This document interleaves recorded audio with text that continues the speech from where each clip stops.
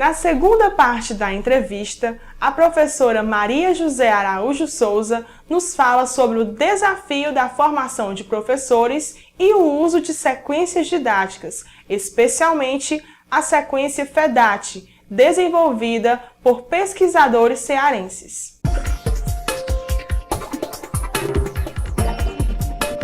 Em relação ao uso de sequências didáticas no ensino-aprendizagem, cai também, primeiro, na formação do professor. Utilizar uma sequência, trabalhar uma teoria de apoio em sua aula, é preciso que o professor conheça essa teoria, realmente estude, discuta com seus colegas, aplique, reflita sobre essa aplicação, melhore. E as sequências didáticas, o objetivo dela é fazer com que o professor tente formar um conceito através de etapas sequenciadas. E quando alguma dessas etapas não funcionar direitinho, o professor repense, veja qual foi a parte que não funcionou, readeque a sua sequência e volte a aplicar. E geralmente essas sequências elas têm como base alguma teoria de ensino. Então é preciso que a gente conheça a teoria para depois a gente não achar que aquela sequência, que aquela metodologia não formou, mas na realidade é porque a gente não utilizou de forma adequada.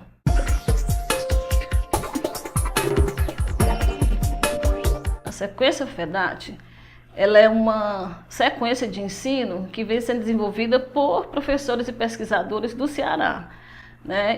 Ela tem como base fundamentos da didática da matemática francesa, toma algumas teorias francesas como apoio para fundamentá-la, mas ela vem sendo desenvolvida com base em experimentos de ensino realizados no Ceará.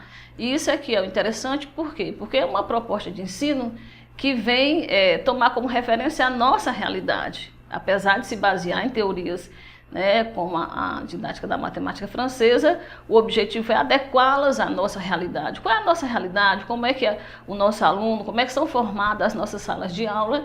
E daí então aplicar essas etapas de ensino, tentando adequá-las ao que nós temos, E a sequência FEDAT, como outras sequências também, ela tem algumas etapas a ser desenvolvida. Ela prisma por 4 etapas básicas e ela tenta fazer um diferencial em 2 delas. A primeira parte, quando o professor vai lançar o conteúdo, ela tem toda uma descrição de como ele lançar inicialmente.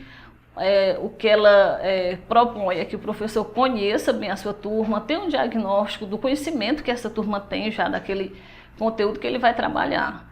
Seria a primeira etapa. Na segunda etapa, que ele chama de maturação, é quando o professor coloca os alunos para trabalharem sobre o problema matemático, sobre a questão matemática que está em jogo. E aí que a sequência ressalta um diferencial em relação ao nosso ensino, porque na maioria das vezes nós não temos essa etapa de maturação em que os alunos vão trabalhar sobre o conteúdo matemático, em que os alunos vão pensar, vão desenvolver soluções à sua maneira, Lógico que com um certo auxílio do professor, mas ele realmente vai tentar desenvolver o seu raciocínio matemático. Pode ser individual, pode ser em grupo, mas esse é um dos momentos que a sequência diz que o ensino de matemática precisa ser fortalecido. É no momento do aluno trabalhar com o conteúdo.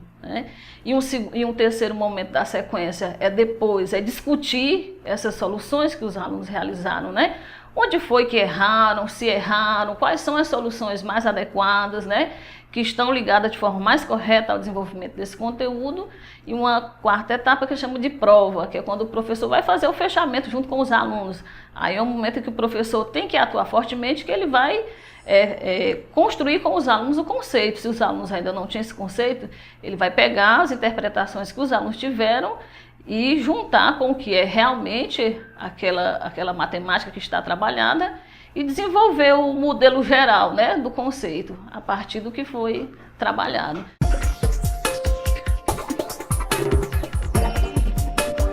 Enquanto a gente sermos formadores de formadores, é realmente um peso, uma grande responsabilidade, E que o professor tem que estar tentando aprender todo dia, melhorar a sua formação, ampliar a sua formação, porque a gente sabe que a sociedade atual é muito dinâmica, as transformações são constantes, né? Nós temos alunos de realidades variadas, mas temos um foco, que é formar professores de matemática, no nosso caso aqui.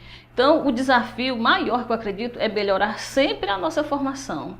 É preciso que os professores formadores tenham consciência disso.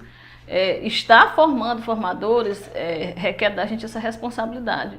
Constantemente estar estudando, aprendendo e, acima de tudo, estudando a partir da realidade.